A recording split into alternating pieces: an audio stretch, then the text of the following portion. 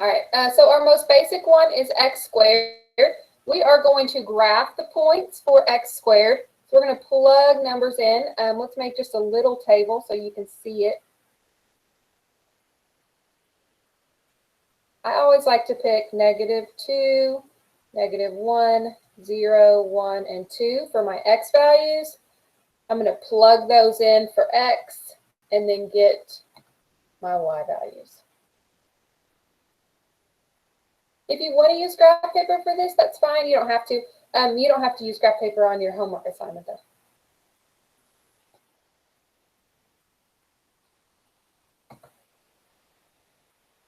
You said we do have to use. You said we do have to use it on our homework. No, you don't have to use graph paper. You can. Oh, okay. Yeah. All right. So we're going to plug these numbers in for x squared. So remember, when we square something, it's multiplying it by itself. So -2 squared, or -2 times -2. Now show me with your hands what's -2 times -2. That is just 4. Good, thank you. -1 times -1 is 1. 0 times 0, 0. 1 times 1, 1. And 2 times 2 is 4. Okay, so now what we're going to do, we're going to plot these 5 points on a graph. So if you don't have a graph drawn yet, just make a little one.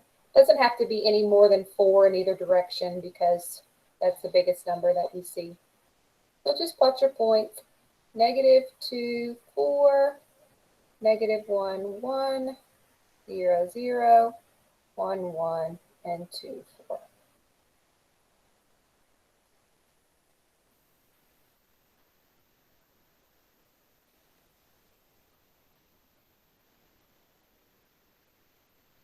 And then connect them, and we have a U shape.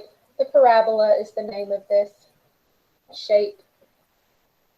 It's a little bit different from the absolute value, because absolute value, what shape did an absolute value make?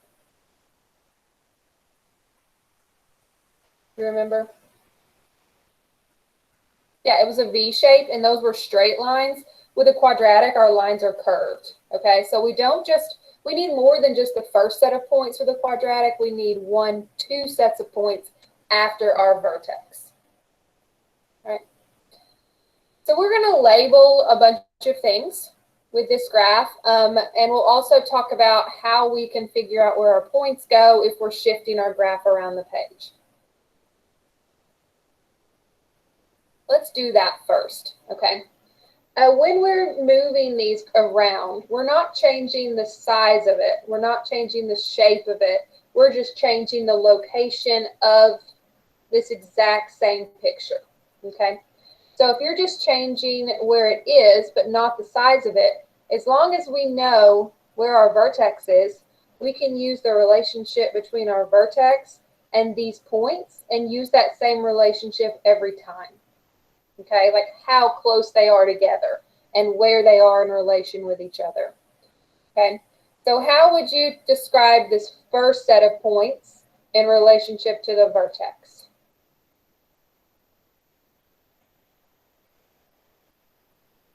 Once you would know where your vertex is, how would you tell somebody where to draw those 2 points? Could you give them directions? Up 1 over 1. Yeah, up 1 over 1, or we can say over 1, up 1, either way we want to go. We normally do the ups first when we're talking about slopes and stuff. So I normally draw it like this, but you can draw it the other way. If we've gone 1 in the x direction, we're going to go 1 in the y direction. So this is our vertex. From our vertex, to get to our first set of points, you go 1 in the x direction, and that results in 1 in the y direction. Okay, because 1 squared is 1. And how would we get to our second set of points from our vertex?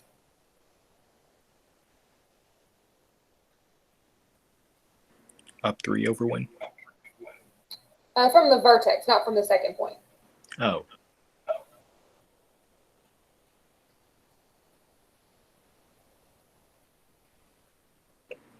Up 4 over 1. Yeah, my point just needs to be bigger so that you can see that it's over here. But for our second one, we shifted 2 units to the right and 4 units up. Okay?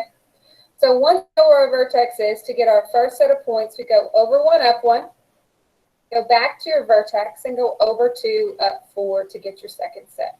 And make sure that you do the same on both sides because they are symmetrical. Okay?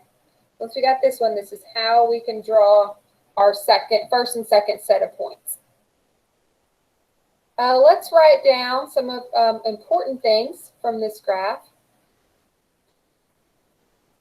Does everybody know what the word vertex is? If I say vertex, I've said it a lot. What point that's referring to? Just nod if you do know what that is, what the vertex is. Okay. So yes, the vertex is this point here. It's in the middle of our parabola. This is called our vertex. Let's go ahead and write out the ordered pair for that. That vertex in this particular problem is the ordered pair 0, 0, or our origin. That's where it is unless the graph's been shifted. Okay. Is this vertex the lowest point of our graph or the highest point of our graph? So give me point up or down. Is our vertex in this particular problem the lowest or the highest? It is the lowest. So do you think we call it the maximum or the minimum? Minimum. Yes, so this vertex is a minimum. And when they ask for the minimum value, they're always asking for the y value. So when they say what's the max or what's the min, you're going to give them the lowest y value or the highest one if it's a maximum. So they're going to ask for the y value. So this minimum is 0. That's the lowest point on this whole graph. Max and min refer to height, so that's up and down. That's not an x value. Okay. Do you guys remember in elementary school when you would take shapes and you would have to fold them and see if they matched on either side? And you would draw like the line down the middle and see if it matched. That's called symmetry, right? Well, all of our quadratics are symmetrical, so they all have a line that you can draw down the middle, and they'll be able to fold and match each other on either side. And this special line is called the axis of symmetry.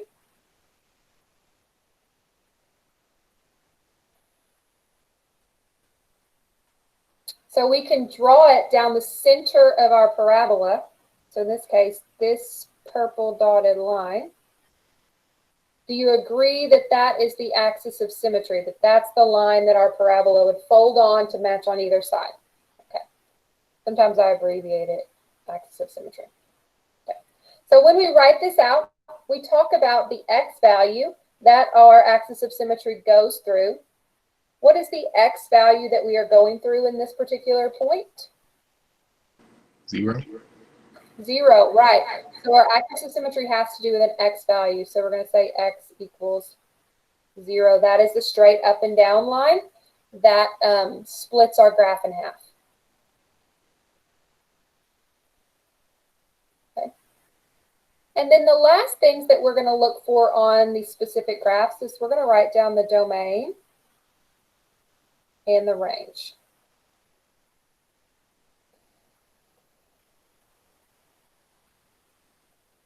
Is domain the x or the y? Domain is the x, okay? So for these graphs, it's kind of hard to picture it, but if you think about it, they're going to go on forever in either direction, in either x direction, the positive and the negative. They're never going to stop.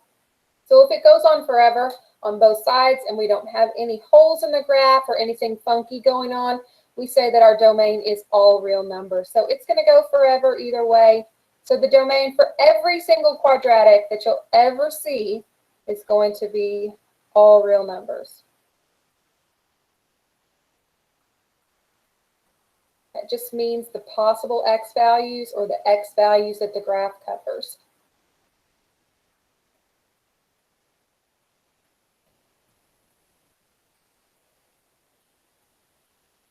And our range refers to our y values. Does our graph exist for every single y value, or is there a starting value? Is there a place where we start and then go up, or start and then go down? Does it cover everything, or is there a start? I'm seeing some nods on the start, okay? So this graph, for our parabola, it starts at what number? What y value? Starts at 0, and then does it go up or does it go down? It goes up. So our range is going to be everything that is more than 0. Okay, so it's important to think if you're going up or down, because it determines if you use less than or greater than. So for our range, y is greater than or equal to 0.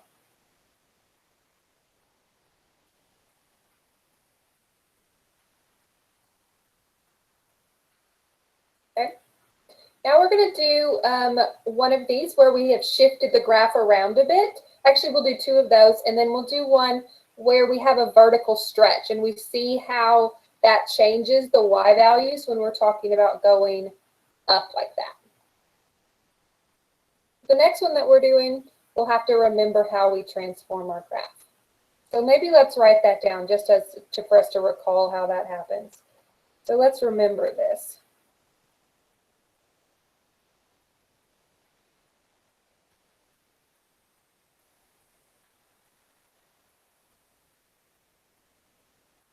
So these are all of our transformations that we can have going on with our quadratic.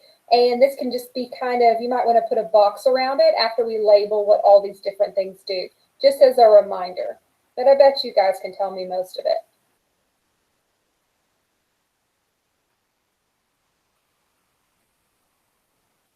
Who wants to tell me what the number at the end does? Up or down? That's an up or down, right? Yep. Inside the parentheses with the x, that's going to be a Left to right. Left to right. And remember that left is a plus, right is a minus. Okay. A number in front of the x that's multiplied, that would be our vertical stretch or vertical compression.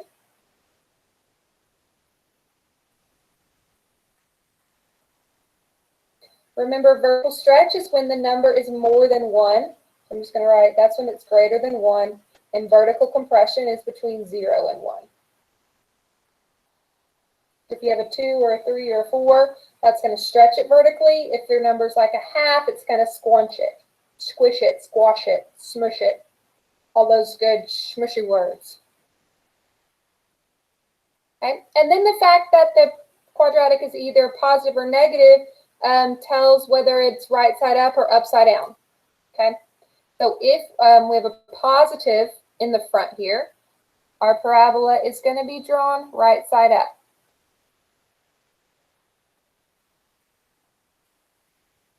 And a negative in the front makes our parabola upside down.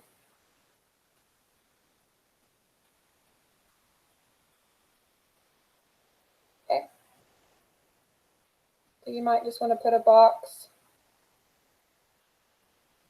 If you're unsure and you need to look at it and say, hey, I don't know what this graph's going to look like, that'll kind of help you out.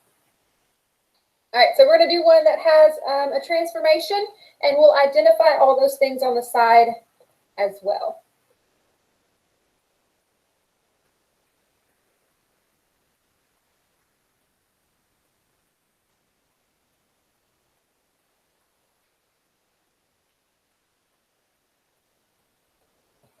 So we've got f of x equals x plus 2 squared minus 3.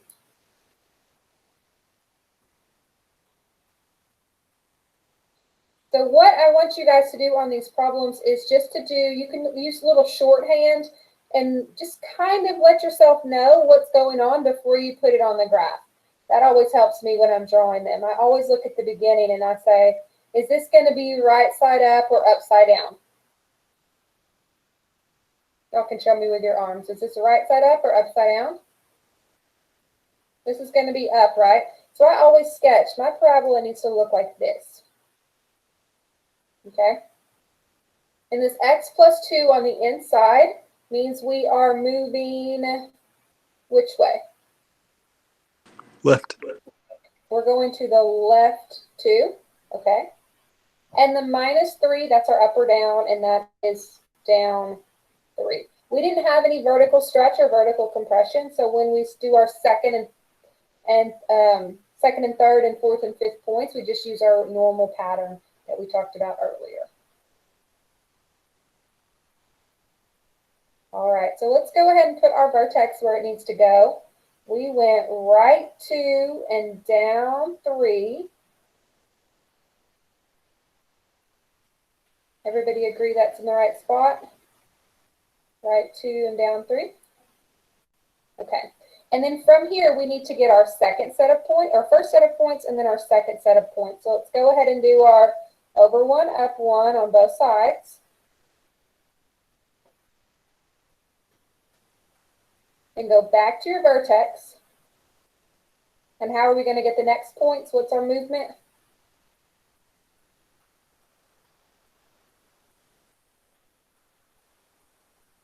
If you forgot, we wrote it down up here. We're going over 2 and up how many? 4.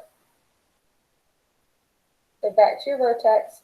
Over 2, up 1, 2, 3, 4.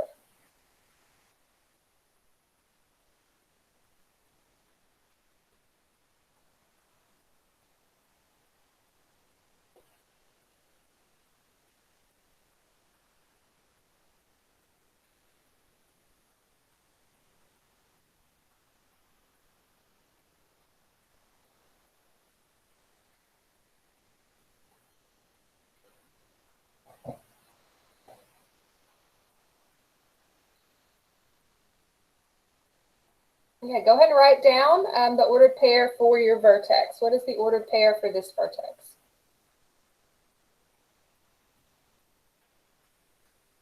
-2, -3. It is -2, -3.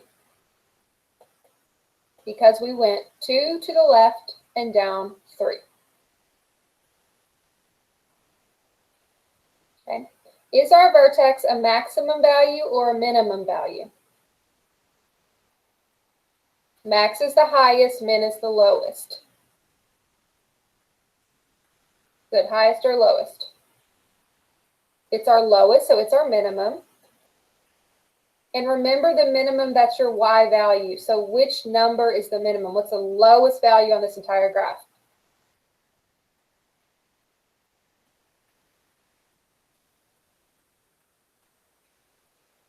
-3, right? That's the lowest value that we get to is -3 on this entire graph. Remember, this is the y. Okay. Our axis of symmetry, go ahead and sketch your axis of symmetry down the middle where it needs to go.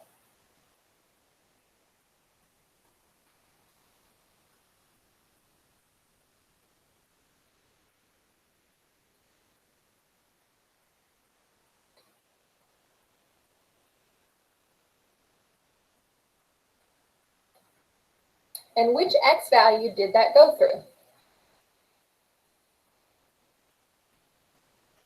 It went through -2. So our axis of symmetry is x equals -2.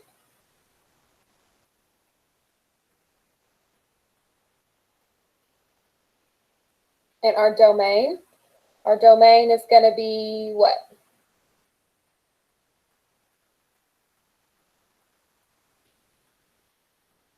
It's the same every time. All real numbers. All real numbers.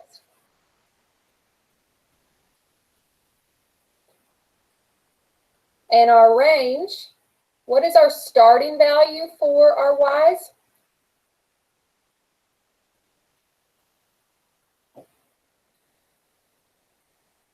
Greater than 0. It's going to be, where's the lowest y value? -3. -3. So it's everything bigger than -3. So y is greater than or equal to -3.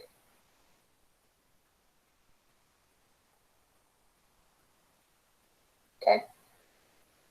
There will be problems on your homework assignment that just ask for the vertex or just ask for the axis of symmetry.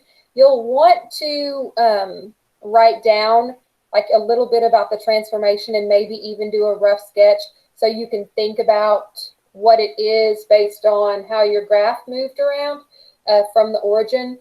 So don't just think, oh, I'm just going to guess, I'm going to guess, I'm going to guess. You're going to go through and think about where the graph is going to be and how you could figure out your axis of symmetry, or if it's a maximum or minimum, or what the vertex is after you've done the shifting part of it. Okay.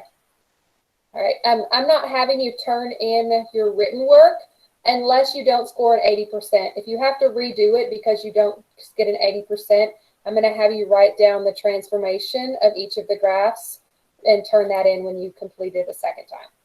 Okay. All right. Here's what I want you to try on your own. And I want you to write all the things on the side as well. So here we go. There's one for you to do, and then we'll see how it goes.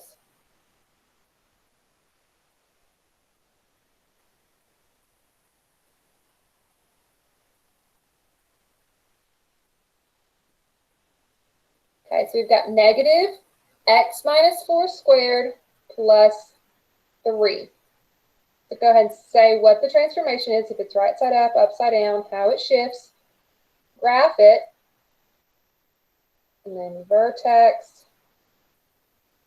choose if it's a maximum or minimum, and tell what it is. Do the axis of symmetry.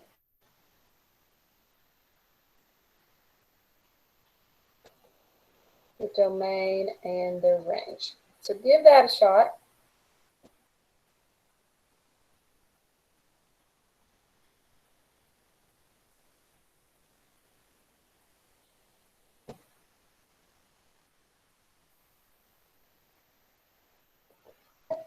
And I will be asking to see everybody's paper with their graph drawn on it.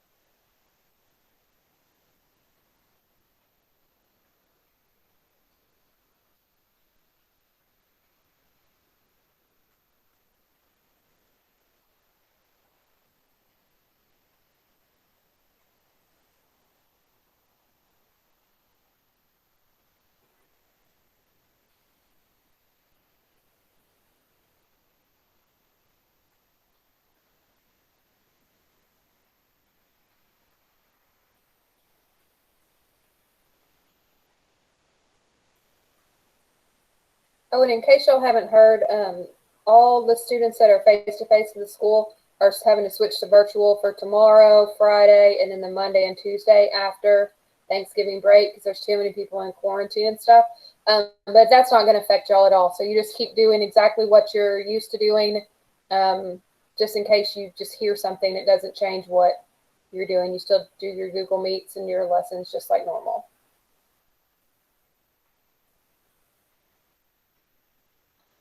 All right, Miley, hold it up a little bit higher. Were you done? I was taking a picture of my Oh, your edge elastic. CFA. Gotcha. I forgot to do Yeah, it. I thought you were trying to show me your work.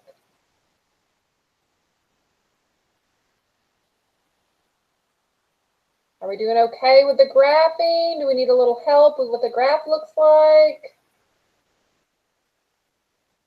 Maybe. All right, let's make sure that we can get the graph drawn on there properly, and then maybe we can figure out the rest of it. Okay, so take a look at the screen if you're working on this. Well, you should be. Negative means that it's upside down, right? So we know that. Minus 4 in the inside, that's going to the right 4. This plus 3 means it's shifting up 3 units. So we're going to go ahead and put all that together on the graph that we went right 4, up 3. That's going to be our starting value. And then our graph is upside down. So instead of our normal over and up, now it's going to be over 1 and down 1 because we want it to be flipped over. Okay. So from our vertex, we go over 1 and down 1 in both directions. And then to get our second set of points, over 2 and down 1, 2, 3, 4. We always do 2, 4 because 2 squared is 4. If I went over 3, I would have to go down 9 because 3 squared is 9. If I went over 4, I'd go down 16 because 4 squared is 16. So because it's a squared graph, you'd be squaring your x values to get your y values. Okay.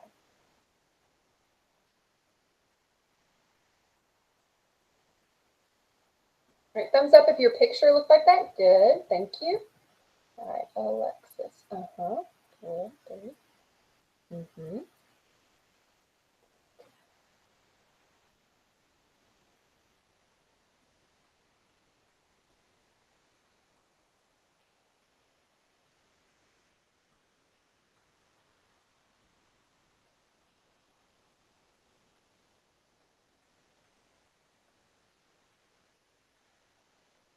All right, so I'm going to start calling on you guys to help me fill in the rest of this stuff. Oh, Maya, go ahead and flip it then.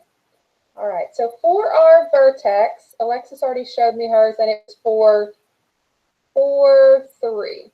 Okay. Could you see how maybe you could look at just your transformation and get your vertex? You know it goes right 4 and up 3. That's right 4 and up 3. So that's kind of how you could do that. All right, let's see. Kobe, is this vertex a max or a min? Is it the highest point or the lowest? It's the highest point. So that makes it the? Maximum. Yep. And what is the highest value? What's the highest number it reaches?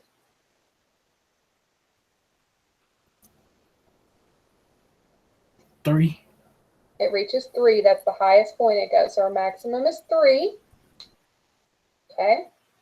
Our axis of symmetry is what's going to cut it right in half. Let's see, Noah, what number cuts this in half? 3. Oh, no, 4. Yeah, 4. X equals 4. Axis of symmetry goes through 4. Okay. Our domain, it's the same every single time. Kelsey, will you tell us our domain?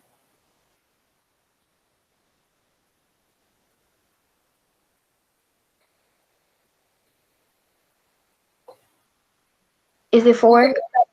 Look back at the other ones that we did and see what we said for domain. It's the same every time. Oh, all real numbers. I'm sorry. That's okay. All real numbers.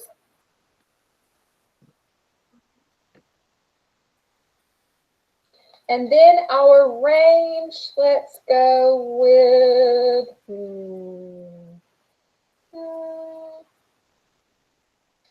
where did Daphne go? Daphne, you want to help us out on our range? Is it like y greater than or equal to 4? It's close. Do you see how these are going down?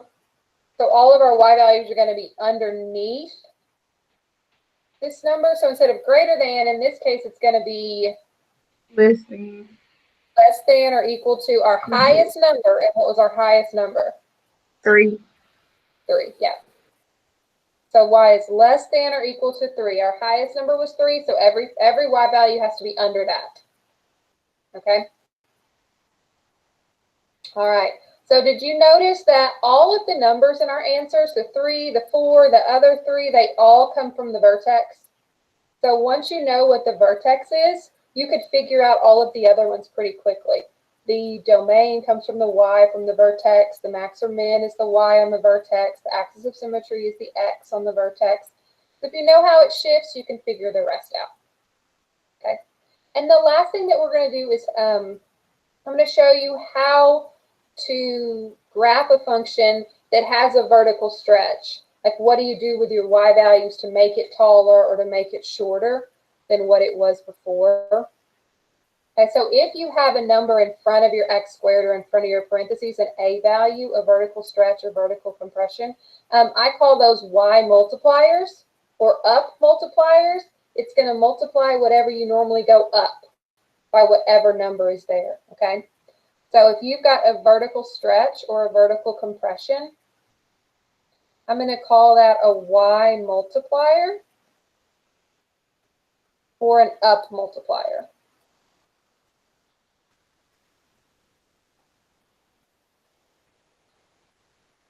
So you multiply your up values by whatever that number is. Okay, so we normally go over 1, up 1, so the up part would get multiplied. Over to up 4, the 4 is going to get multiplied by whatever number we have in front of our x. So if we graph this, we'll just do a basic one. F of x equals 2x squared.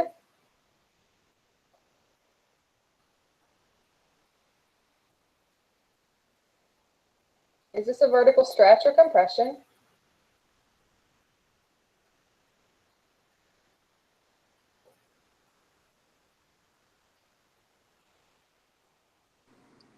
It's a stretch, right? Because it's bigger than 1. Our a value is 2, which is bigger than 1. So our up multiplier or our y multiplier is 2. This is our a value. A equals 2. So we're going to multiply our ups by 2. Okay, or those y values. Did we do any kind of shift left, right, or up or down on this one? Nope. So we're going to start at the origin. Okay. Our normal pattern is over 1, up 1. But we're going to multiply that up by 2. Okay. So over 1, what is 1 times 2? 2. So over 1, up 2 instead.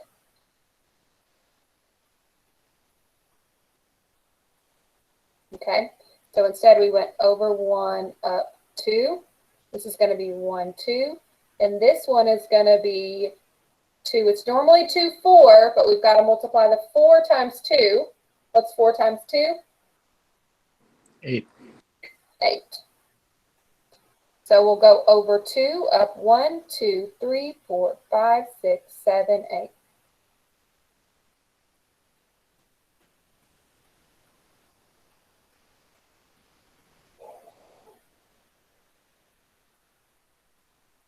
Okay, so that number in the front was 2. It was doubling our y values.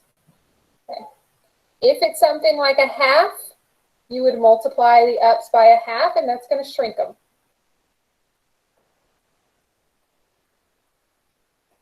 Do you want to do a half and see what happens on that one?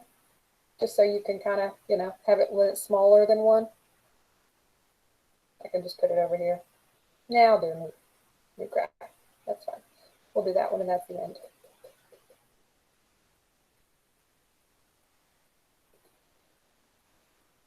I'll add some movement as well.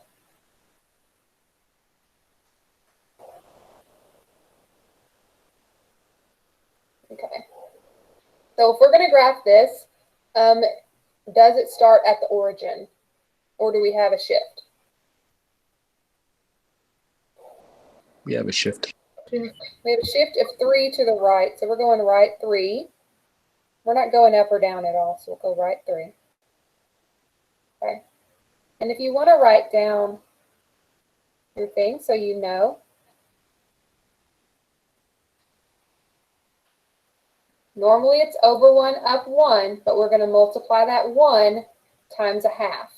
So over 1, up a half.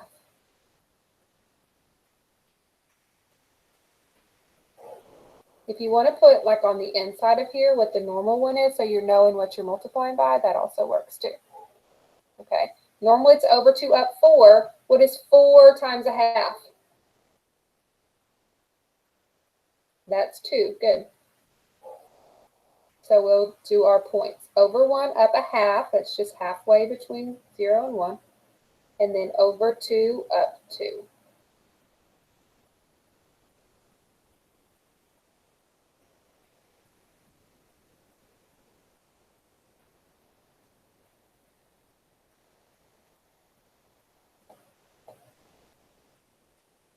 So it takes your y values and cuts those in half. The 2 in the front double them.